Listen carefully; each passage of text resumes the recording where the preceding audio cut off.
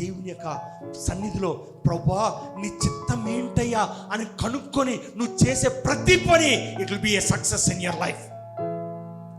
దేవుని చిత్తం కాకుండా, దేవుని అనుమతి కాకుండా, నీ సొంత ఆలోచనలతో, నీ సొంత తలంపులతో నువ్వు అడుగు ముందుకు వేసావంటే నీ జీవితంలో యేసు ప్రభువారు ఇంకా గెత్సెమనే తోటకు వెళ్ళక ముందుగా తన శిష్యులు తీసుకొని ఆ యేసు ప్రభువారు వెళ్తా ఉన్నారు. ఆ గెత్సెమనే తోటకి మధ్యలో వచ్చేటట్లా ద్రాక్ష గెలలు కనపడతా ఉన్నాయి. ఆ ద్రాక్ష గెలలు కనపడుతున్నప్పుడు యేసు ప్రభువారు ఒక్కసారి ఆగి అంటాడు కదా, యు అబాండన్ మీ, మీరు నాలో నిలిచి ఉంటే మీరు ఫలిస్తారు.